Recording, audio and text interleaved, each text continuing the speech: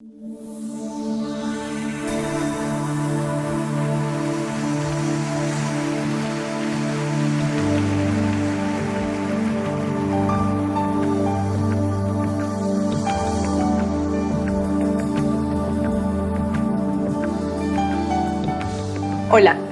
bienvenidos a La Verdad Presente.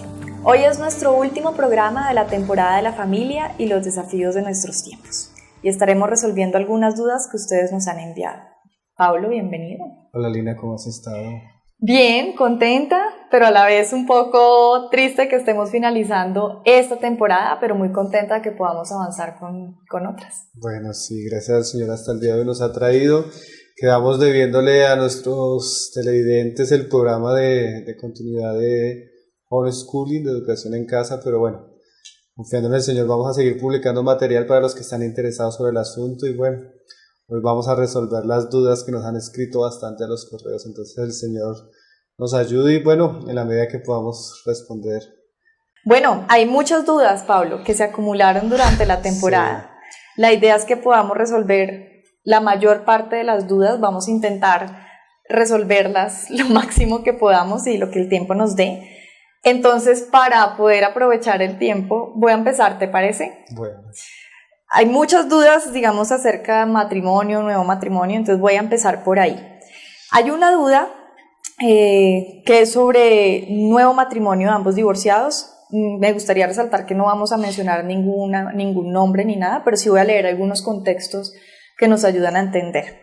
Entonces, esta persona que nos pregunta si puede haber nuevo matrimonio en dos personas divorciadas nos escribe lo siguiente.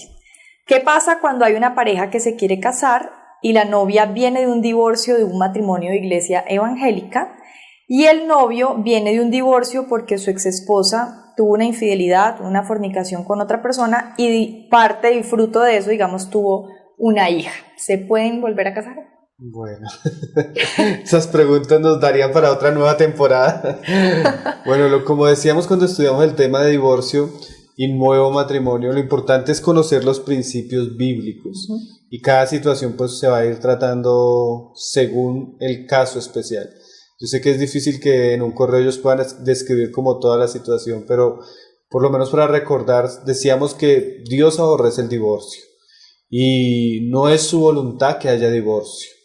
Cuando la palabra habla del divorcio, la palabra es muy tajante, si recuerdas.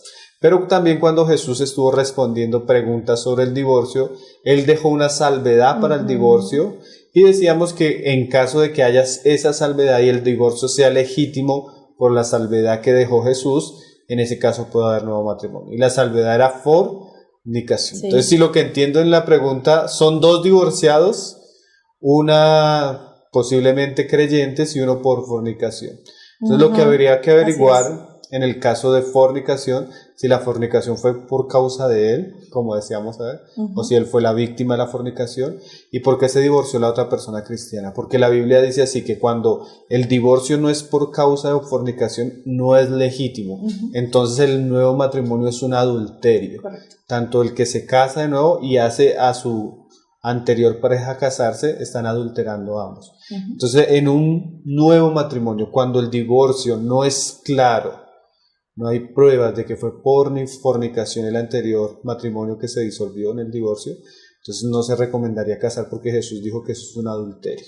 Entonces hay que saber, en el caso de la mujer que creo que escriben ahí, sí, no dicen por qué se divorció. No. Entonces, como no dicen por qué se divorció, puede ser que fue un divorcio por cualquier causa. Y como pues por cualquier causa muestra que es pecado ese divorcio, pues ahí no se recomendaría casarse. Entonces habría que conocer mejor el caso, claro, pero en el caso donde el divorcio no es legítimo, pues no se puede pensar en un nuevo matrimonio. Sí, seguramente hay que conocer las particularidades con más claridad para poder dar una mejor respuesta. Hay otro muy similar, también es una pregunta de si se puede volver a casar. Voy a leer un poco el contexto, ¿no? Ella es cristiana y se casó hace un tiempo con un cristiano y el matrimonio duró 4 años. Luego se divorciaron, pero no se divorciaron por caso de fornicación, por lo que veo acá, sino porque había como violencia psicológica hacia la mujer, había falta de comunicación, etc. Se separó y ella en un proceso de soledad tuvo una relación de fornicación con un amigo. Esa persona era soltera. Ahora, ella dice que pues entendió su pecado, pidió perdón de corazón, entiendo yo que hubo cierto arrepentimiento, y el amigo reaparece, y reaparece como con buenas intenciones. Pregunta a ella si pues que le duele pensar en quedarse sola, porque nunca tuvo esa imagen, que su sueño es formar familia, pero no sabe si debe aceptar estar en una relación con esta persona, ¿no? Entonces, ese es el resumen. Se casó, se separó, no por una causa legítima, como dice la Biblia, y quiere saber si puede establecer una relación con otra persona. Bueno, me pareció lo que respondíamos ahora, ¿no? Ahora, lo que decíamos también en el programa es importante resaltarlo. ¿En qué momento eso sucedió? Porque a veces hablamos de divorcios, matrimonios, no matrimonios, antes de Cristo, ¿no? Claro. Y cuando uno hace muchas cosas o hizo muchas cosas antes de Cristo, eso, como la Biblia dice, es un pecado de ignorancia. Muchos pecaron por ignorancia en su vida familiar. Entonces, en esos casos donde hubo divorcios y matrimonios rotos antes de Cristo, puede haber la posibilidad que ahora con la conversión y con un tiempo de restauración el Señor pueda hacer nuevas cosas, ¿no? Entonces habría que conocer el caso si la persona lo hizo antes de Cristo, si no lo hizo con Cristo. Bueno, acá dice que era cristiana cuando se casó. Era cristiana. Entonces, en los casos donde son cristianos, ciertamente eso trae muchas consecuencias. Nosotros hablábamos un poco de esas consecuencias. Y como cristianos deberíamos asumir esas consecuencias. Y el principio bíblico nos dice que si el divorcio no fue legítimo, entonces el nuevo matrimonio es un asunto que no se debería considerar, ¿no? En esos casos se debería procurar o restaurar lo que pasó o buscar estar solo, que en algunos casos es muy difícil, pero es prácticamente las consecuencias que tiene que asumir una persona cristiana que, ya siendo creyente, toma la mala decisión de divorciarse por cualquier asunto. Porque es que la Biblia es muy clara que el Señor le manda al cristiano que no se divorcie. Lo único que le recomienda en un caso donde la situación es muy difícil, como lo leíamos, como lo dice 1 Corintios 7, es sepárese por un tiempo y busque reconciliarse. Pero el divorcio es una decisión que un cristiano no debería considerar, porque es un pecado serio contra su hogar, contra su vida espiritual y contra el llamamiento que Dios tiene para él. Y tiene consecuencias muy terribles. Entonces, eso es lo que dice la palabra, ¿no? Ahora, habrá casos donde las iglesias también, aunque nosotros hablamos estas cosas, hay que ser claros que no podemos ser tan dogmáticos, porque también la persona va a depender mucho del lugar donde se congrega, qué piensan sus pastores, pero el principio bíblico es muy claro, que no debe haber un nuevo matrimonio cuando el divorcio no es legítimo, solo en el caso donde Jesús dejó una salvedad. Correcto, igual más allá, digamos, de un poco la interpretación que se le dé, al final la relación más importante es la que se tiene con el Señor, y esa es la que hay que, pues es la primordial. Sí, claro, hay que buscar. Es que a veces las personas piensan que su matrimonio estaba mal porque su cónyuge hacía esto y deshacía esto, pero en realidad, si Jesús no es el centro de nuestra vida, nadie nos va a satisfacer. Entonces, una persona que, siendo creyente, no ha encontrado su plenitud en Cristo y por eso está en una cantidad de altibajos espirituales, emocionales o de problemas a veces familiares que lo llevan a situaciones como esta, piensa que de pronto la nueva esperanza va a ser otra pareja, pero si la persona no halla su plenitud, su satisfacción, su llenura en Cristo, no la va a encontrar en ninguna pareja. Entonces yo he encontrado cristianos de 2 o 3 fracasos matrimoniales, porque van como de persona en persona buscando lo que nunca han encontrado en Cristo, la plenitud y la llenura de Cristo. Porque es cierto que un cristiano lleno de Cristo, que tiene una muy buena relación con Cristo, generalmente no pensaría en un divorcio. Eso, un divorcio no solo muestra evidencias de una mala relación entre los cónyuges, sino de una mala vida cristiana, porque Cristo los llena. Todos hemos conocido casos de mujeres casadas con hombres muy difíciles que las han amado hasta el final, aún incrédulos, pero el amor de Cristo les da para eso. Lo mismo también hombres casados con mujeres muy malas, incrédulas o creyentes, y el amor de Cristo les da para soportarla, sobrellevarla y llevar hasta un hogar tranquilo. Entonces a veces el divorcio evidencia es como una señal, como un síntoma de que nuestra vida espiritual está teniendo algunos problemas, amargura, odio, rencores, pecados morales. Entonces, el Señor ayude. Complejo estas situaciones. Bueno, acá hay otra pregunta y es más acerca de un matrimonio que se destruyó. Entonces la persona nos escribe diciendo: destruí mi matrimonio por mi pecado y he escuchado su programa sobre el divorcio y pienso que no existe salvación para mí. ¿Qué me aconseja ahora en mi situación? Bueno, cuando se habla de familia, ciertamente el pecado de familia tiene muchas consecuencias, pero tampoco es el pecado imperdonable. La Biblia habla de que hay un pecado imperdonable, que es el pecado, la blasfemia contra el Espíritu Santo. Entonces nosotros claramente creemos que la sangre de Jesucristo es suficiente para perdonar todo pecado, Amén. hasta el divorcio y el fracaso matrimonial. Entonces, si es una persona que nos escribe y no es creyente, hay que alentarlo que vuelva sus ojos a Jesús, porque Él vino fue a morir por nosotros, por los malos, por los pecadores, por los que lo ofendimos a Él y vivíamos una vida ofendiendo a los otros y destruyéndolo todo. Entonces, la sangre y el Espíritu de gracia, el Evangelio es salvación para todos aquellos que están en pecado, para todos los que están cargados, para todos aquellos que se han rebelado contra Dios y han vivido fuera de los mandamientos de Dios. Entonces, que se acerque a Cristo y que en Cristo hay perdón, salvación, y como decíamos ahora, puede haber restauración en los casos donde se hizo por ignorancia, ¿no? Entonces, una persona que ha cometido ese pecado, pues que confiese su pecado, que pida perdón a Dios, que busque a Cristo, porque en Cristo no hay perdón para los pecados, y que en lo posible que Él pueda también pedir perdón a las personas que afectó en su vida, en lo posible que Él pueda restituya, si hay posibilidad de restituir, en lo posible, como decíamos la vez pasada, si Él puede restaurar su hogar, o sea, Dios levanta de los muertos, Dios hace florecer la vara seca. Entonces, aquellos casos que donde hay la posibilidad de poder pensar otra vez en restaurar eso que se dañó, pues que lo puedan hacer en la gracia del Señor. Y también, pues, que se levanten en el Señor y que en el Señor que al Señor le pida que le ayude a asumir las consecuencias de eso que Él cometió valientemente, porque también hay un perdón, hay una salvación, debe haber restitución, pero también hay disciplina. Correcto. Hay muchos cristianos que vivieron eso, han sido perdonados, han sido salvos, pero aún tienen que sobrellevar la disciplina y las consecuencias de sus malas decisiones. Que aún es por amor. Sí, que también es por amor, que también enseña y que es parte de lo que Dios estableció. Dios estableció una ley moral en la vida del hombre. Todo lo que el hombre siembra, tarde o temprano él comienza a recogerlo. Entonces, a veces estamos recogiendo fruto de pecados que cometimos aún antes de Cristo, pero lo bueno es que aún esas cosas que eran malas, dice la palabra, que a los que aman a Dios, ahora todas las cosas les ayudan a Dios. Entonces, aún la disciplina y las consecuencias que vivimos del pecado, Dios las usa para enseñarnos cosas, para madurarnos, para enseñarnos lo serio del pecado y de lo que hacíamos. Pero en Cristo hay salvación, hay perdón de pecados, entonces que se acerque a Cristo si no le conoce. Y si ya le conoce, pues que confiese, que se levante, que le pida al Señor que ayude a asumir con valentía las consecuencias de lo que ha hecho. Creo que llega como un bálsamo esa palabra. Sí. Acá hay una pregunta sobre si se debe divorciar o no, ¿vale? Entonces, esto es algo así.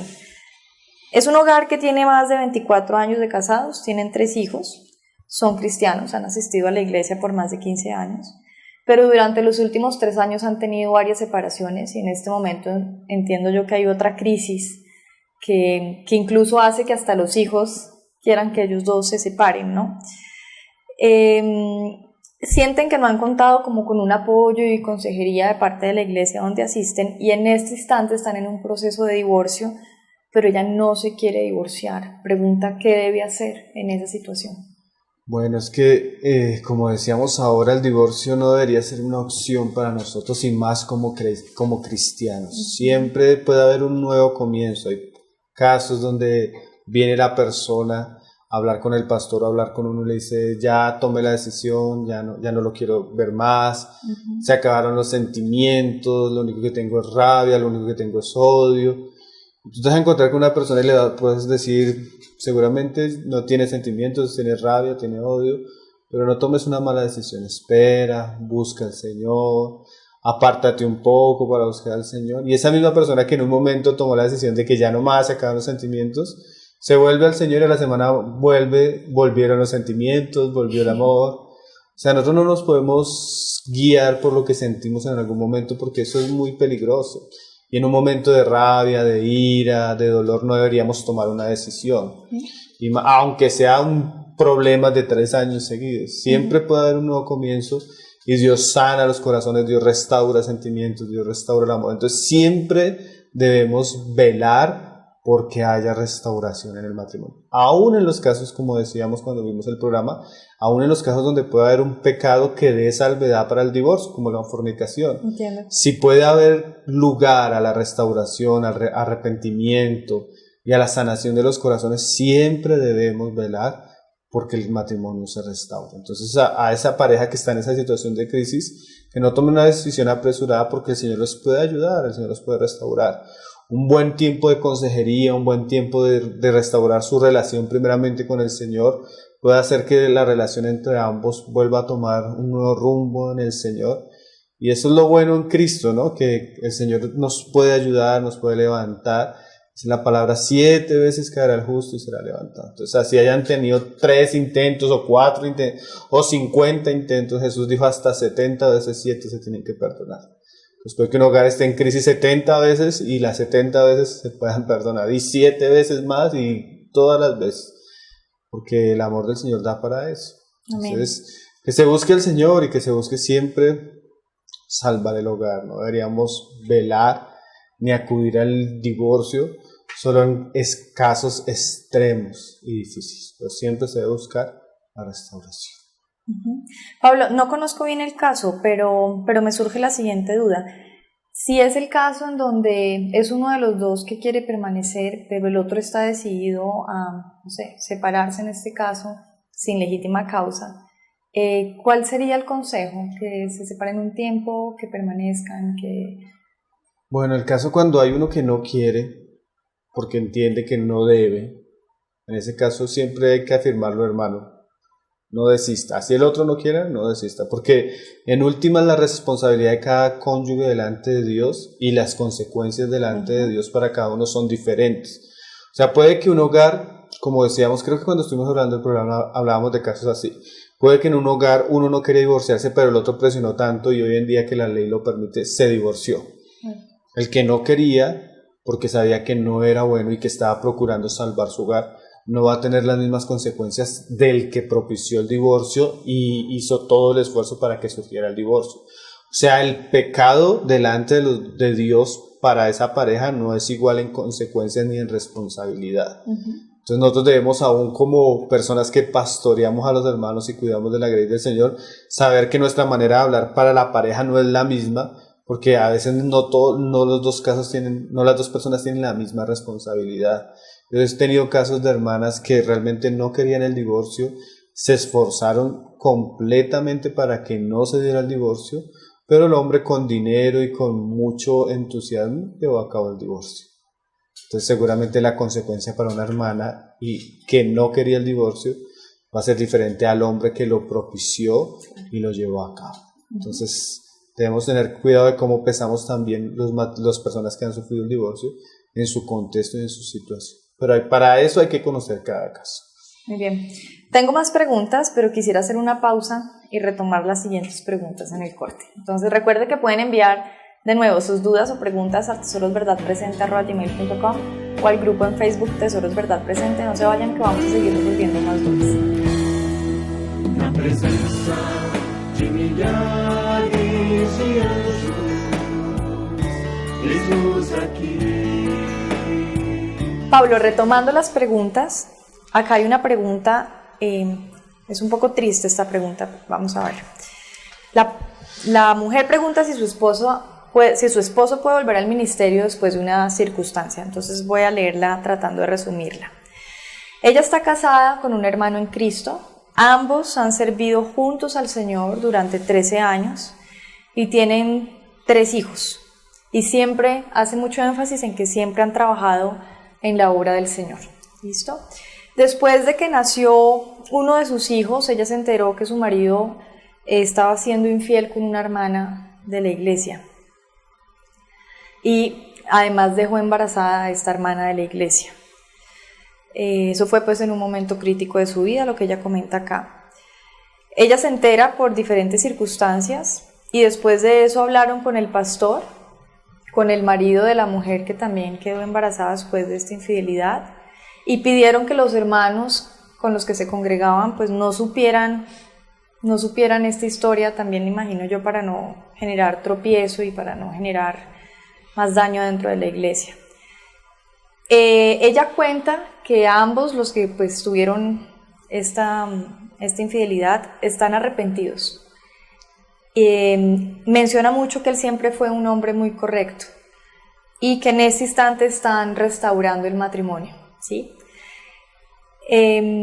Para ella es difícil pues también afrontar lo que pasó, pero la pregunta es esto: si después de que todo esto ha pasado y después del arrepentimiento e incluso ya con la restauración que cada uno está haciendo de su hogar, él puede servir en la iglesia. Esa es la duda que a ella le queda, si esta persona, el marido de esta mujer, puede volver a servir. Sí, bueno, es una pregunta difícil, como tú dices, es un caso triste, ¿no? Uh-huh. Lo que pasa es que cuando una persona tiene un ministerio público en la iglesia, un ministerio visible, y comete semejante pecado bochornoso, ¿no? Comete semejante pecado serio, eso tiene consecuencias. Fuera de sus consecuencias con Dios, con su hogar, una de las consecuencias más serias es que él pisotea su testimonio. Como decía Spurgeon, es como cuando un hombre rompe una almohada y quiere recoger las plumas, aunque trate de recogerla, aunque no le cuenten a la congregación, seguramente ese tipo de pecados no quedan en el silencio y no quedan ocultos, ¿no? Eso siempre tiende a ser muy evidente, y más cuando la persona tiene un ministerio visible. Uh-huh. ¿Qué pasa con eso? Primera de Timoteo 3 dice que los requisitos, por lo menos para los pastores, para los ancianos de la iglesia, lo primero que dice es que debe ser un hombre irreprensible. Así es. O sea, que no se le pueda reprender por nada, especialmente con lo que Pablo va a hablar más adelante. Uh-huh. Entonces, ese tipo de pecados hace que la persona se vuelva reprensible. Uh-huh. Y Hechos capítulo 6, donde se dice los requisitos, ya no los pastores ni los ancianos, sino los que sirven en los aspectos de las mesas, que podríamos decir que son los diáconos. También lo primero que Pedro dice que tienen que ser varones de buen testimonio. Entonces, ese tipo de pecados hacen que ese requisito primordial para el ministerio público sea anulado. O sea, esa persona pierde la capacidad de tener un servicio público en la iglesia. Ahora, con el tiempo y la restauración de Dios en su vida y la restauración del hogar, pues hay maneras de servir a Dios que no son visibles. Claro. Que no conllevan consigo autoridad, ni encargo, ni reconocimientos públicos. Entonces, una persona que realmente ama al Señor y ha dañado su ministerio público puede buscar otro tipo de ministerios que existen: el ministerio de la oración, el ministerio del evangelismo a las personas que no son de la iglesia. Hay muchos tipos de servicios que se pueden dar. Entonces, no estamos diciendo que esa persona no puede volver a servir a Dios, porque Dios puede restaurarle y en su gracia y en su misericordia concederle un tipo de servicio. Pero lo que la iglesia debe saber es que aquellos que representan la autoridad pública y el ministerio público del Señor en su iglesia tienen que ser hombres íntegros, y nada en sus vidas puede atentar contra la santidad que ellos proclaman. Entonces, por causa de la santidad y el temor a Dios, la disciplina en ese tipo de casos para una persona debería ser la restricción de un ministerio público. Que es un asunto muy doloroso, pero que se debe entender que es fruto de las consecuencias del pecado que este hombre cometió. Porque ahí 1 Timoteo 3 dice que no sea un nuevo creyente para que no caiga en descrédito de Satanás. Porque una persona una vez ha pecado tan seriamente, Satanás usa para desacreditarlo esos pecados. Y no usa solo a la persona, sino que va a decir: mire, ese que es pastor, que dice que es cristiano, dejó embarazada a la hermanita. Entonces imagínate el escándalo que eso no solo trae a la iglesia, sino trae al mundo, que ese que dejó embarazada a la hermanita, a veces en algunos lugares al año ya esté predicando en el púlpito. Claro. Entonces es un asunto lamentable, porque la iglesia de nuestra generación ha perdido lo que es la disciplina eclesiástica, no solo en cuanto a los hermanos, sino a veces al ministerio. Y es un asunto que es muy claro en la palabra.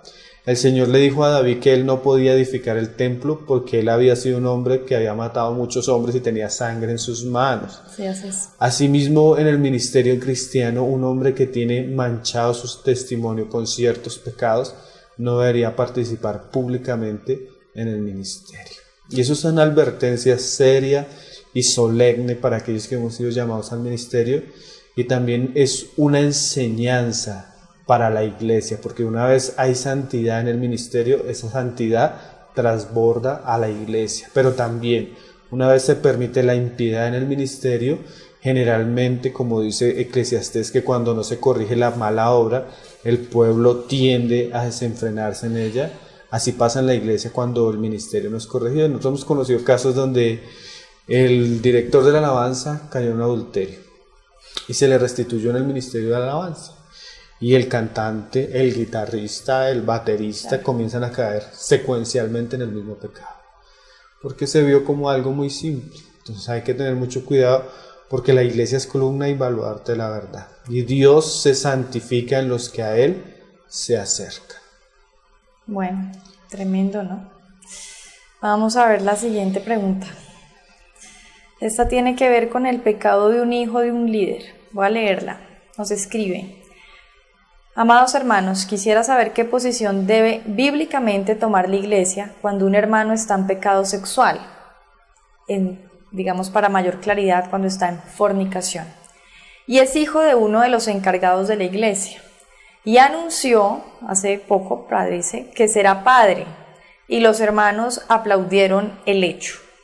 Pregunta ella: ¿acaso no debe haber disciplina en esto? Su mayor preocupación es porque dice que yo tengo 2 hijos pequeños a los cuales les he enseñado que es pecado la fornicación, y mi hija me preguntó: ¿por qué aplauden, mamá? Bueno, tremendo está este caso. Sí. Bueno, aunque no fuera el hijo de un líder, en una iglesia donde el pecado se hace visible, porque a veces Dios no permite que sea visible. ¿En qué sentido? Hay personas que pecan, se arrepienten y es un asunto entre ellos y Dios. Pero a veces el pecado recurrente, cuando se hace 1, 2 y la persona piensa que puede seguir pecando y que puede seguir pecando, claro, y que eso no va a pasar, entonces generalmente llegan estos casos que explota. Entonces, aunque no fuera el hijo de un líder, de un anciano en la iglesia, la Biblia dice que si tu hermano peca contra ti, no necesariamente, digamos en este caso dirían los hermanos, no, pero es que es un pecado entre él y el Señor. Pero todo pecado que yo cometo como miembro de la iglesia lo estoy cometiendo no solo contra Dios, no solo contra mí, porque si yo soy cuerpo, el templo del Espíritu Santo, estoy pecando contra el Espíritu, que es contra mi cuerpo, contra mi templo, sino que también es un pecado que afecta a la iglesia. Nuestros pecados personales, secretos, llegan a un punto donde se vuelven como aquel anatema que escondió aquel hombre debajo de su casa. Eso afectó a que el pueblo no obtuviera la victoria cuando fue a la guerra. Pues hay pecados que se esconden y afectan la iglesia, y el Señor a veces los saca a la luz. Entonces, cuando el Señor saca a la luz un pecado y los hermanos son conscientes del pecado, hay que aplicar lo que dice Mateo, cuando Jesús dijo que si tu hermano peca contra ti, ve primero a él a solas y háblale. O sea, ir a solas es con la intención de que el hermano se dé cuenta de su pecado, confiese a Dios y se arrepiente. Entonces, lo que podríamos decirle a esta hermana que está viendo que está sucediendo eso, primeramente con el pecador, es poder hablar con él a solas y confrontarlo. ¿Confrontarlo cómo?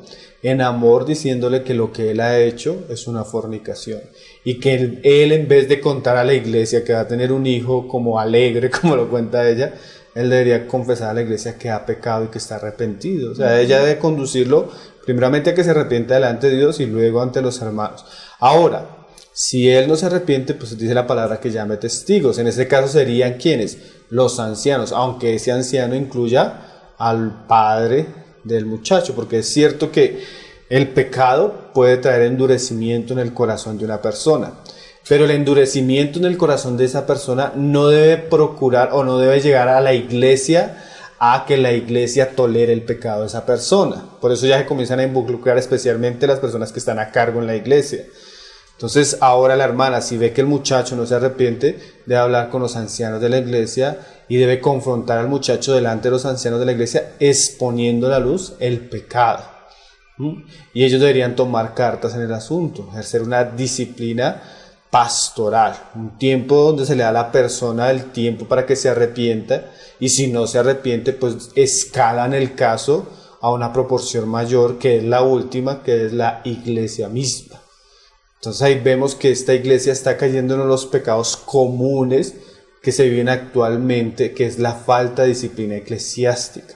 Y cuando la iglesia no ejerce disciplina eclesiástica en un pecado de fornicación, sino que lo tolera, aún lo aplaude o no lo llama por su nombre en los casos que es pecado, la iglesia está cayendo en un pecado serio contra Dios. Y existe eso en las escrituras. La iglesia en Corintio estaba pecando porque todos los hermanos estaban haciendo las gafas gordas, que había uno entre ellos que estaba en un caso de fornicación peor que el de los incrédulos. Y estaban todos envanecidos. Y el hombre llegaba a la reunión y nadie le decía nada. El hombre se iba a la reunión y nadie le decía nada. Y todos oraban juntos, cantaban juntos, partían el pan juntos, predicaban la palabra juntos, habiendo un anatema entre ellos. Y eso lo juzga seriamente Pablo. O en Apocalipsis, cuando el Señor le habla a una de las iglesias, le dice que están tolerando a una mujer que fornica y seduce a los miembros a fornicar.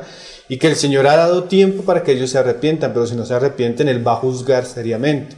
Entonces, una iglesia que no disciplina a sus miembros es una iglesia que va a experimentar el juicio severo de Dios, porque Dios es santo. Y si nosotros como ancianos, como hermanos, no escalamos esos casos con la debida sabiduría, con la debida disciplina, entonces eso va a traer un juicio sobre la iglesia. Trae enfermedad, trae muerte espiritual, y el caso es peor. Entonces, en ese caso, lo que hay que recomendar a la hermana es que comience a aplicar Mateo y las instancias que Jesús dio. A solas, primero a los ancianos, después a los ancianos. Si no escuchan ellos, la iglesia misma. Y si no escuchan la iglesia en la persona, en esos casos el miembro debe ser expulsado de la iglesia. Porque la iglesia no puede tener miembros dentro de ella donde no hay un arrepentimiento y donde está practicando un pecado público que, como nuestra hermana está diciendo, trae escarnio a los demás y da mal ejemplo a nuestros hijos. Como un día yo le hablaba a un hombre y le decía: es que yo qué le voy a decir a mi hija el día de mañana si yo permito que usted haga lo que está haciendo en medio de los hermanos. Eso no se puede permitir, hay que tratarlo. Entonces la Biblia habla de instancias para tratar ese tipo de pecados. Bueno, muy clara la respuesta, Pablo. Acá hay otra pregunta, también tiene que ver con nuevo casamiento. A ver, esta es una persona que nos dice que tiene 6 meses separada y está en proceso de divorcio porque su esposo la engañó. Y él tomó la decisión de irse de la casa y dejarla a ella y a sus 2 hijos. Ella dice que hace 3 meses apareció un gran hombre en su vida que estaba enfocado pues en lo que ella estaba deseando, ¿no? Un matrimonio y deseos de continuar y de seguir adelante. Empezaron a conocernos, ella dice así: empezamos a conocernos y es como si mi Dios nos hubiera puesto en el camino. Esto es lo raro. Pero él es cristiano y yo no. Pero acepto la palabra y estoy abierta a conocerla un poco más. O sea, a ver si entiendo. Ella no es cristiana, pero parece ser que sí cree en un Dios. Él sí es cristiano. Ella se separó hace 6 meses, hace 3 se conocieron. ¿Vale? Ahí está, ahí vamos. He aquí la pregunta. Nosotros estábamos haciendo planes para casarnos cuando saliera el papel de divorcio de ella. Entiendo que todavía está en trámite. Mi pregunta es si él puede casarse conmigo. Yo estoy dispuesta a hacerlo y quiero conocer más de la palabra. Ella pues dice que está muy enamorada y no sabe si está haciendo algo mal. Parece una novela. Sí, un poco. Bueno, es bueno saber que hay personas que no son creyentes que están viendo el programa. Sí, amén. Eso es un aliento para todos. Amén, amén, así es. Bueno, no solo a una persona incrédula, sino nosotros hemos tenido esta conversación con creyentes. ¿Cuál es la conversación? No pienses en un nuevo matrimonio si ni siquiera se ha disuelto el primero. Porque según lo que dice, ya está pensando en casarse de nuevo, ni siquiera se ha divorciado, ¿no? Ya es un asunto de pasar a bachillerato sin haber hecho la primaria. Aunque el caso de ella es legítimo porque es un caso de abandono y de fornicación, sí, así es, según lo que ella dice. Bueno, es una situación compleja y es muy común que a veces las personas ya están pensando en algo nuevo sin haber solucionado lo anterior. Eso no es bueno ni es saludable. Aún en los casos, nosotros te enseñamos que aún en los casos donde el divorcio es legítimo, o sea, realmente la persona la abandonaron porque el otro estaba en fornicación, nunca se arrepintió, la quiso dejar, no le importó el matrimonio y lo acabó. Aún en esos casos el creyente herido, el creyente que fue víctima, debe tener un buen tiempo a solas, de restauración, de aquietarse, de retomar fuerzas en el Señor, de renovar su camino y ver si es la voluntad de Dios pensar en un nuevo matrimonio. No debe ser algo que debe ser hecho a la ligera, no solo por él, sino porque eso incluye también el testimonio de los demás, ¿no? Cristiano que se divorció por fornicación del otro, pero de todos modos se divorció, todavía eso causa, aún en los casos legítimos, eso causa un cierto escrosor en la iglesia, un cierto malestar, un cierto ambiente pesado. Imagínate que una persona así, aunque sea víctima, se case a los 3 meses. Claro. Entonces muchos van a pensar que hasta lo tenía todo fríamente calculado, ¿no? Y va a traer un mal testimonio en su vida y va a traer, además en este caso que tiene hijos, que van a pensar sus hijos. Entonces es una situación muy extraña, no es bueno. Sí. Aún hemos hablado, como te digo, con hermanos o hermanas que están en una situación muy difícil porque han sido víctimas de una mala pareja conyugal, les han sido infieles, aun cuando les decimos, puedes divorciarte, pero mantente quieto, mantente santo, mantente puro, no te involucres con más personas, porque es muy común que cuando tú estás emocionalmente afectado después de un divorcio, una separación, la persona que venga a abrazarte, a ponerte el hombro, tú vas a sentirte atraído hacia él. Hay casos donde la persona que está experimentando un proceso de divorcio se enamora de su consejero, pastor o líder, porque el hecho de que venga a escucharlo, a sobrellevarlo, crea como ese vínculo emocional en un momento de dolor. Entonces hay que dejar un buen tiempo prolongado, que los sentimientos se quiten, que Dios pueda hablar, que las emociones pasen, para que se pueda pensar en una restauración matrimonial aún legítima. Y yo le hablaría más que a ella, que no es creyente, que no es creyente, al que es creyente, cómo él va a venir a seducir a una mujer que está en un proceso como ese y además que es incrédula, ¿no? De pronto para ella pero para él hay que exhortarlo a que guarde distancia, porque puede ser que aún este hombre que no se ha divorciado ya se arrepienta y quiera volver a restaurar su hogar, y sería lo mejor para ella y sus hijos. Entonces yo creo que este hombre cristiano está metiendo sus manos donde no las debería meter y se está poniendo en una posición de yugo desigual, porque aunque ella diga que se siente enamorada y que quiere escuchar la palabra de Dios, generalmente nosotros escuchamos ese discurso del incrédulo que se quiere casar con la creyente, pero solo por el interés de la creyente dice que quiere escuchar la palabra y asiste y se reúne, pero su interés solo está relacionado a la persona. Entonces su profesión generalmente es falsa. Entonces ahí es una situación, pienso que donde el creyente puede salir muy, muy mal librado, ¿no? Sí, de acuerdo. Ahora, a mí sí me gustaría animarla a ella que más allá de la persona creyente o el interés amoroso, pues siga descubriendo la palabra para que pueda descubrir quién es verdaderamente Dios. Sí, amén. Que al final es el único que puede llenar su corazón. Sí, que nos alegra, que siga viendo las predicaciones de la página. Sí, amén. Bueno, ok, acá dice otra pregunta, un matrimonio destructivo, es como el título. Una pareja de casados, bueno, a ver, entiendo, es una pareja, y cuando la mujer se estaba casando, sentía ganas de salir corriendo de la iglesia porque no quería casarse.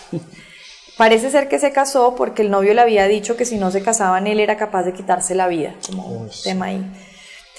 Dice que todos los años de matrimonio, o sea, llevan 25 años de casados, pero que todos los años de matrimonio han estado llenos de infidelidades por parte y parte, de malos tratos, y hay un hijo por fuera del matrimonio por parte de él. La pregunta es la siguiente: ¿un matrimonio así lo aprueba Dios? No, pues imagínate. Ahora, cuando uno escucha esos casos y otros, es que a veces cuando uno trata los temas de matrimonio y los trata a veces con cierto rigor, la gente piensa que es que no pasa nada en relación al matrimonio. Pero esto que estamos leyendo es un síntoma de una sociedad que está sufriendo muchas consecuencias por haberle dado la espalda a Dios y haberle dado la espalda a la palabra de Dios. Y estos no son pocos casos. De pronto pocos son los valientes que se animan a escribirnos, ¿no? Pero son muchas las familias destruidas y viviendo un infierno en su matrimonio, ¿no? Y ahí uno entiende por qué Jesús dejó una salvedad.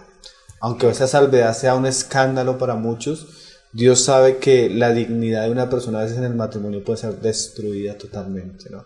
Por las infidelidades, por los golpes, por la violencia física, psicológica. Eso puede causarle daño a una persona. Yo no sé qué pueda uno comparar más doloroso y más destructivo que el daño que se puede hacer a una pareja como esposo, ¿no? Entonces ahí uno ve que Dios, a pesar de la dureza del hombre, le da como una puerta ahí atrás para que el hombre sea libre a veces de casos como este, ¿no? Correcto. Entonces no creemos que Dios apruebe ese tipo de matrimonios en el sentido de que Dios no aprueba ni la infidelidad, ni la dureza, ni que Él manda al hombre a amar a la mujer, manda a la mujer a amar al hombre, lo manda a respetar. O sea, es un mandamiento de Él que nosotros tengamos un buen matrimonio. Él busca que nosotros seamos felices y nos desarrollemos plenamente como esposos. Entonces lo que se ve terrible y malo, como dijo Jesús mismo, es a causa de la dureza del corazón del hombre, ¿no? Que a veces comienza desde la misma decisión de casarse. Hay personas que nunca se debieron haber casado. Hay personas que nunca debieron haber considerado el matrimonio. Y mucho menos a veces lo hicieron apresuradamente, por motivos equivocados, por pecados. Entonces, en esos casos, pues es seguro que cuando no se tiene en cuenta a Dios en el comienzo, en el camino se va a sufrir mucho, ¿no? Correcto. Entonces, es una pena que existan matrimonios así. Ahora, yo he conocido mujeres en casos así que han encontrado al Señor en medio de ese proceso y han hallado en el Señor su refugio y su consuelo en medio de esa situación. Entonces, si hay alguna persona que nos ve y tiene un matrimonio así, a pesar de lo que le está viviendo, él puede hallar el consuelo, la paz, el amor y el gozo en Cristo, ¿no?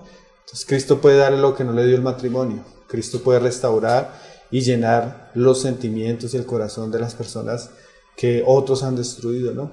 Entonces, ahí está Cristo para consolar. Él vino a libertar a los cautivos, a sanar a los enfermos, a darle vista a los ciegos. Y eso no es solo físico, hay muchas personas enfermas emocionalmente, espiritualmente, y Cristo vino por ellas, ¿no? Entonces, si la persona tiene un matrimonio infeliz, la vida, el evangelio, la verdad de Dios le puede llevar al consuelo, al amor, al gozo y a la plenitud, ¿no? Sí, así es. Pablo, yo trataba como de descubrir la motivación real de la pregunta. Sí. Porque lo extraño es que esta pregunta está formulada de forma cerrada, o sea, conlleva un sí o un no. Sí. Pero realmente lo que yo alcanzo a ver de una persona que ve el programa, que se toma el trabajo de exponer su situación, que se toma el trabajo de hacer la pregunta, tal vez de fondo hay cuál es la esperanza que yo tengo, ¿cierto? Sí. Y lo que tú acabas de decir me gustaría resaltarlo, y es que se conocen muchos casos de matrimonios en muy mal estado, pero cuando uno de los dos toma, por así decirlo, el reto de traer al Señor al matrimonio, de orar, de arrepentirse, porque en este caso pues los errores han sido de parte y parte, pero cuando al menos uno de los dos verdaderamente busca al Señor, el Señor es capaz de restaurar cualquier tipo de matrimonio, porque en últimas Él no está buscando el divorcio, Él está buscando la reconciliación, la restauración, la santidad. Mira que en las Escrituras tenemos el caso de un hombre que perseguía a los cristianos, los golpeaba, los torturaba, los llevaba a la cárcel, los llevaba a la muerte. Dice que él respiraba amenazas contra ellos, que era como un toro incontrolable. Y el Señor se le atraviesa en el camino y le dice: Pablo, duro te es darte coces contra el aguijón. Y sabes que los domadores de toros usaban aguijones para calmar la locura y la furia de estos animales. Entonces era como si el Señor se le estuviera apareciendo a Pablo y le estuviera diciendo: Pablo, eres un toro muy bravo. Y bueno, todos conocemos la historia que Pablo pasa de ser eso al apóstol del amor que escribe 1 Corintios 13. Tremendo. Entonces Dios puede cambiar la dureza de un hombre, la dureza de una mujer. Nosotros hemos conocido casos de hermanas que cuentan que duraron 20 años recibiendo a veces golpes del incrédulo, dureza, menosprecio. Y hoy en día son hermanos. Entonces el Señor puede calmar a los toros bravos. Amén. Entonces, como tú dices, cuando uno de los dos toma la posición de volverse a Dios, de orar, de arrepentirse, el Señor puede traer tranquilidad primeramente al alma y puede traer restauración al hogar, al matrimonio. Que así sea este caso y todos los demás. Amén. Vamos a hacer otro corte, Pablo. Tengo todavía algunas preguntas importantes que hacerte, pero no se vayan. Recuerden que pueden seguir enviando dudas o preguntas a tesorosverdadpresente@gmail.com o al grupo en Facebook Tesoros Verdad Presente. Ya volvemos para continuar resolviendo las dudas.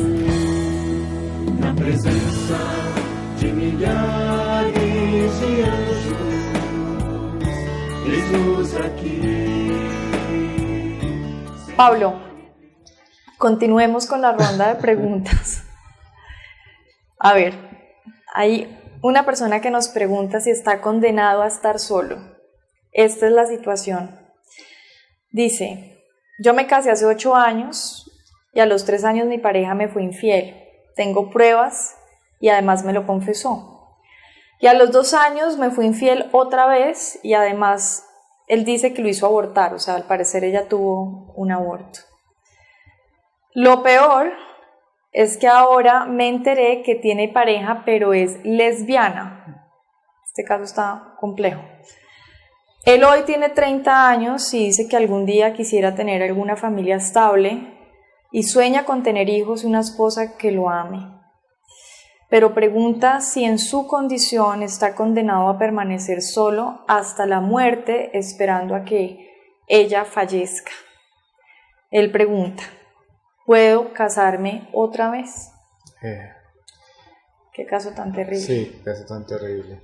Bueno, ahí claramente se aplica lo que dice Jesús en la salvedad, ¿no? Él tiene toda la libertad de divorciarse. Hay casos donde nosotros mismos nos hemos sentado con personas y les hemos dicho, hermano, divórciate de esa mujer. Porque son casos así, mujeres que ya llegan a colmos, pecados repetitivos, falta de arrepentimiento, a veces hasta casos donde tienen la osadía de restregarle lo que hacen, de humillar a la persona. Entonces en ese caso, como decíamos ahora, velando por la dignidad de la persona, porque cómo se puede sentir un hombre en un caso de esos, ¿no? Claro. Entonces en ese caso recomendamos el divorcio. Y como es legítimo, también con el tiempo el Señor puede darle un nuevo matrimonio. O sea que no está condenado ni por Jesús ni por la Biblia.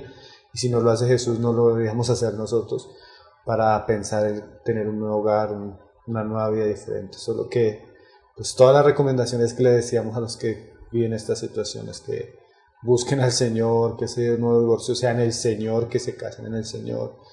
Y que, bueno, el Señor les guíe, pero no está condenado a sufrir, a vivir una vida así. Sí, tal vez les recomendaría que pudiera ver los primeros capítulos de esta temporada en donde se habla mucho de que hay que tener en cuenta para elegir, digamos, sí, una mujer, para elegir esposa. Y bueno, es decir, al final nada lo garantiza, pero seguramente que si es guiado por el Señor. Sí, porque es que sabes que dice Proverbios. Dice que la mujer ramera se para a la puerta de la casa. Sí, correcto. Y ve al simple pasar y le dice, ven, porque el pan comido en oscuras y el pan robado es sabroso. O sea, la mujer ramera siempre está a la puerta llamando a los hombres simples y faltos de sabiduría.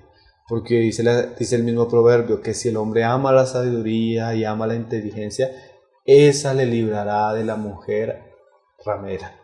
¿Qué quiere decir? Que un hombre que ama a Dios, que tiene temor de Dios, que tiene en cuenta la palabra de Dios, no va a caer fácil en la no va a ser presa fácil de la mujer ramera. Así es. Y el Señor lo va a librar a él de ese tipo de malas mujeres. Entonces muchos hombres caen a los brazos de una mujer, tal vez porque solo es bonita, tal vez solo porque es atractiva físicamente, o tal vez solo porque les da lo que ellos están buscando en un comienzo. Pero eso es una fantasía falsa y errónea. Entonces, si el hombre tiene temor de Dios y busca una mujer piadosa y está buscando tener un matrimonio santo y honrar a Dios, ese mismo temor lo va a llevar a buscar la sabiduría de Dios. Y esa sabiduría de Dios lo va a librar de la mujer mala. Que existen muchos. Aunque este caso suena terrible, sí. Nosotros hemos conocido casos por el estilo, mujeres que hacen así cosas terribles. Entonces, a veces el hombre solo se es cautivado por los ojos y no mira qué clase de mujeres con la que se está casando. Bueno, que el Señor le dé sabiduría a este hombre para elegir bien. Y le dé sabiduría a los hermanos, a nuestros hijos. Amén. A ver, acá hay otra pregunta que es referente al versículo que dice que lo que Dios unió no lo separe el hombre. Pregunta, ¿Todos los matrimonios son unidos por Dios? ¿Por qué dice que lo que Dios unió no lo separe el hombre? Y repite, considerando la frase lo que Dios unió, ¿sobre qué base, persona y esfera Dios trabaja para unir en matrimonio? Bueno, esa frase lo que Dios unió ha sido malentendida a veces en muchos casos y sirve de justificación para ciertos pecados en relación al matrimonio. ¿Cómo qué? Entonces yo me quiero divorciar. Hermano, no te puedes divorciar porque la Biblia dice que lo que Dios unió, el hombre no lo separe. Hermano, sí, pero es que mi matrimonio no lo unió Dios. Porque yo era sin Cristo, yo era joven, yo era no sé qué. Bueno, pues cuando la Biblia dice lo que Dios unió, está hablando no específicamente a una situación de coger a José y unirlo con María para que se casaran, sino la Biblia dice lo que Dios unió, quiere decir que Dios estableció el matrimonio entre un hombre y una mujer hasta que la mujer te lo separe. Eso fue lo que Dios unió. Dios fue el que creó al hombre y creó a la mujer para unirse en matrimonio. Entonces la institución del matrimonio fue la que Dios creó para que fuera para toda la vida. Ahora, si José se casa mal con María, es decisión de José. Lo que pasa es que cuando José toma la decisión de casarse, se pone bajo la institución que Dios estableció y Dios la estableció que fuera hasta la muerte. Claro. Entonces lo que Dios unió es que Dios estableció el matrimonio como una institución divina, que es hasta la muerte. Ya cada persona dará cuentas con quién se casa, porque es que Dios no le pone el revólver a la persona y le dice, cásate con fulana. Pablo dice, si alguno quiere casarse, cásese, pero procure que sea en el Señor. O sea, que eso ya es otro asunto. Que sea en el Señor, pues que sea como Dios enseña que se debe casar uno. Los mandamientos, los principios bíblicos que uno debe tener para casarse. Pero Dios le da libertad. Tanto que hay pasajes que dicen, si tú quieres, pues lo le decía a los papás, que tu hija se quede virgen, déjala virgen, no pecas. Si quieres que se case, tampoco pecas. O sea que el Señor le da abre el abanico para que el hombre en libertad decida si puede casarse o no quiere casarse. Lo que Dios unió es la institución, el establecimiento del matrimonio. Entonces ahí ya hay cada cual en su responsabilidad moral decide con quién se casa o no, si no se casa. Lo que pasa es que si se casa, como Dios estableció el matrimonio y no el hombre, ahora debe sujetarse a los parámetros que Dios puso para ese matrimonio. Y el parámetro es hasta que la muerte los separe. Excepto por la salvedad que se hace. Excepto por la salvedad. Que aún así, como hemos explicado, sí. Debe procurarse la restauración. Así Sí. es. Ok, acá hay una pregunta acerca del adulterio, pero es más como el adulterio de corazón. La persona escribe, si la inmoralidad sexual es algo que permite el divorcio, eso incluye lo que el Señor Jesús dijo, cito, que cualquiera que mira a una mujer para desearla ya cayó en adulterio. Un poco si la pregunta es si la persona adultera cuando lo piensa o cuando lo quiere o cuando lo mira desde ese lugar. Sí. Pues no, claramente no. ¿Por qué? Porque la salvedad que da legitimidad a un divorcio es la fornicación. Y se entiende que es el acto sexual consumado. Okay. Y sin arrepentimiento, porque si se arrepiente la persona puede pensar en restaurar su hogar. Entonces un pensamiento que puede llegar a ser considerado pecado para Dios porque Dios conoce el corazón y que trae consecuencias en mi relación con Dios, porque la codicia en el corazón cuando yo hago eso yo rompo la ley de Dios y eso trae muerte y muerte espiritual y eso me tiene una consecuencia espiritual en mi vida, sí. Como cuando cometo otro pecado aunque sea en el hecho. Tiene ciertas consecuencias, pero no podemos ponerlo en la esfera de divorcio. ¿Por qué?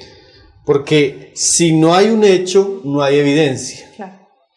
Porque entonces, mi hermano, yo creo que mi esposo miró a la codicia, entonces yo me voy a divorciar, pero ¿tú cómo sabes? Claro. Es que eso no es un asunto de evidencia. Y de que yo puedo desear hasta en mi corazón asesinar a un hombre. Pero el hecho de no hacerlo no me hace culpable porque nadie murió, no hubo sangre, no va. Entonces, claro que lo que se cree, se desea en el corazón delante de Dios es una ofensa porque Dios no solo mira lo que hacemos, sino lo que pensamos, las intenciones. Pero no puede ser considerado como para causa de divorcio porque se entiende que debe haber pruebas, que debe haber sea un camino de pecado, un fruto de ese pecado, una herida hacia la persona que está casada, y toda una serie de circunstancias que causan cierta gravedad delante de Dios, que Dios dice, bueno, sí, en ese caso hay una salvedad. Pero si se pudieran las personas divorciar por el pensamiento del corazón, no existiría el matrimonio. Claro, acá es más como una señal de que hay que orar por esa persona, sí, para que y hay que pues, tratar se esas arrepienta. cosas, por ejemplo en los casos de los hombres que están teniendo ese problema en el corazón relacionado a veces a otras cosas que son muy serias. La mujer debe procurar llevarlo al arrepentimiento, y es verdad, si la mujer encuentra a su esposo viendo ciertas cosas, pensando ciertas cosas, ella debe llevarlo al arrepentimiento y a la confrontación, ¿no? Porque él no debería seguir en eso, pero tampoco le da la autoridad para divorciarse. Muy bien. Esta es una pregunta acerca de un noviazgo. Es un noviazgo golpeado. Ella está retomando una relación de noviazgo, pero hay un episodio que a ella le generó mucha inquietud. Ella dice que por medio de un malentendido que ella tuvo con su novio referente a un compañero, parece ser que el novio, digamos que malentendió un tipo de relación amistosa que ella tuvo con alguien más. Eso fue como que durante un tiempo de separación del noviazgo, pero que no había ningún tipo de intención romántica. Es algo que él como que asumió o percibió o interpretó. Exactamente. Ella dice que la actitud de su novio fue de desconfianza y con palabras muy poco aptas. Seguramente reaccionó mal ante ese hecho. Pero eso generó un rechazo por parte de la familia de ella hacia la relación. Seguramente la familia presenció el acto o se enteró y hizo que eso pues generara cierta prevención. Dice que hoy en día ambos han reconocido las falencias y han determinado continuar y superar esos aspectos que hablan de un testimonio que ellos no quisieran pues, generar, ¿cierto? Hay arrepentimiento, hay deseos de superar lo sucedido. La pregunta es, ¿qué debemos hacer? ¿Qué pasos debemos dar para no llegar a empeorar las cosas? Sí. Pasa también porque los cristianos no entienden qué es el noviazgo cristiano. Y es que el noviazgo cristiano, bajo la palabra, no es como se vive en el mundo. Entonces, en los casos donde hay un noviazgo que incluye muchas cosas que no se deberían hacer, pasan cosas como esta. Entonces, ¿qué deberían hacer? Si ellos realmente están como cristianos pensando en tener una relación seria que sea aceptada por la familia y por la iglesia, lo más recomendable es que tengan una buena amistad hasta que decidan casarse. Una amistad que no incluya los beneficios que en el mundo se incluyen, como besos, abrazos, todo lo que incluye en el mundo, ¿no? El noviazgo cristiano es una preparación para el matrimonio y se debe llevar como una amistad, porque ninguno de los dos tiene derecho sobre el cuerpo del otro hasta que se tomen la decisión de casarse y eso sea legitimizado, ¿no? En el matrimonio civil. Entonces, una pareja de jóvenes cristianos que está teniendo rechazo de la familia, pues no se preocupen. Si ellos tienen una buena amistad, un buen relacionamiento, ese mal testimonio que hay en la familia, el Señor con el tiempo lo va a ir quitando y les va dando como esa luz verde para que en el momento que decidan casarse, se puedan casar. Entonces, que tengan una buena amistad hasta que puedan tomar la decisión de casarse, porque tener un noviazgo que implique más que amistad antes del matrimonio no es bueno, no es saludable, y generalmente es ponerse a jugar con fuego y en muchos casos quemarse. Entonces, que no es necesario que restablezcan un noviazgo que no tiene base bíblica, sino que tengan una buena amistad para que cuando tomen la decisión de casarse tengan el respaldo y la confirmación tanto del Señor como de la iglesia y de la familia.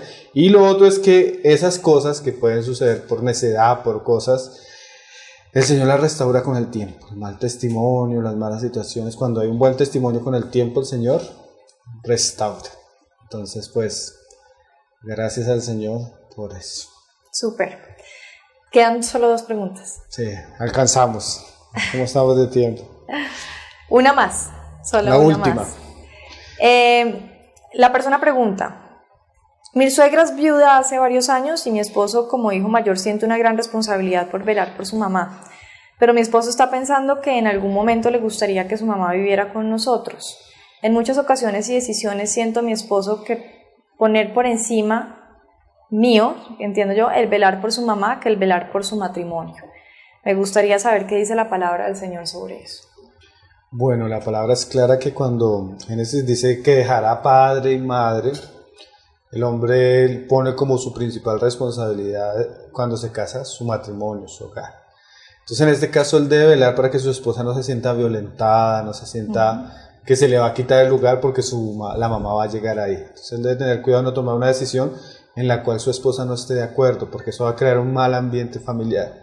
Ahora, eso se le diría a él, pero ¿qué se le diría a ella?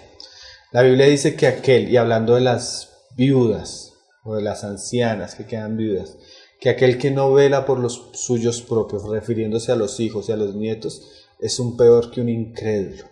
Entonces ella es una mujer que tiene temor de Dios. Ella no va a hacer que su esposo deshonre a sus padres y a sus madres. Entonces ella también, como buena mujer cristiana, y para no hacer que su esposo sea catalogado como un peor que uno de los incrédulos, porque su mamá está siendo abandonada, tal vez anciana y tal vez con necesidad, entonces ella debería pensar la idea de que poder traer a la mamá a la casa no es una mala opción, y es más, la Biblia lo recomienda, que una familia debe tener cuidado de sus ancianos, sea hombre, sea mujer, en el caso de las viudas, y que cuando no lo hacen, están siendo peor que uno de los incrédulos. Entonces hay como una palabra para ambos, tanto él para que él pueda ser sabio y no pueda amar a su mujer de tal manera que ella no siente que está siendo desplazada por eso, pero también ella pueda ser sabia y llevar a su esposo, ayudar a su esposo para que su esposo pueda honrar a sus padres, ¿no? En un caso así. Ahora, cuando no hay ese acuerdo en el hogar, pues eso va a traer muchos problemas. Entonces, hay que buscar la unidad para que eso no sea una brecha donde Satanás use para causar problemas matrimoniales. Entendido. Pablo, esas son todas las preguntas que tenemos por hoy para concluir la temporada de la familia y los desafíos de nuestros tiempos. Agradecemos mucho la luz que nos has traído sobre cada uno de los temas de la familia. Sabemos que nos quedamos de todas formas cortos y que probablemente igual podamos seguir explorando material sobre esto, sobre homeschool, dentro de Tesoros Cristianos. Gracias al Señor, y no agradecerme a mí porque yo no he traído luz. Realmente lo único que hacemos es procurar volvernos a la luz, que es la palabra, ¿no? Amén, sí. Que es la que nos alumbra en el camino. El Señor ayude, pues bendiga todos estos programas que se han grabado, animar a los que no los han visto completos, que los vean completos. Hay muchas cosas que en este tiempo, como vemos en las preguntas, son muy necesarias.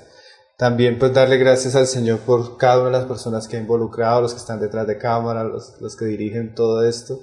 Y al Señor, porque ha sido una gracia al Señor este tiempo, ha sido mucha bendición primeramente para nosotros. Amén, así es. Sé también que ha sido bendición para muchos, entonces damos gracias al Señor.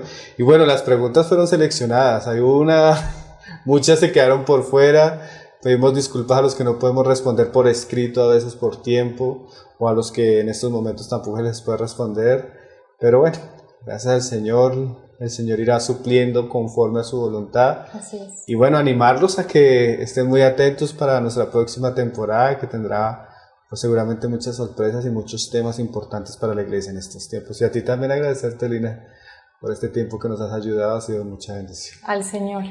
Amén. Y a ustedes en sus casas, muchísimas gracias por haber seguido cada capítulo de esta temporada. Esperamos que haya sido de mucha edificación, que esta palabra que trae el Señor restaure muchos hogares, y animarlos a que en una próxima temporada vuelvan a sintonizar la verdad presente. Gracias por todas sus dudas, por todas sus preguntas que también ayudan y contribuyen a esclarecer muchos de los temas. Hasta aquí nos vemos, hasta una próxima temporada y Dios los bendiga.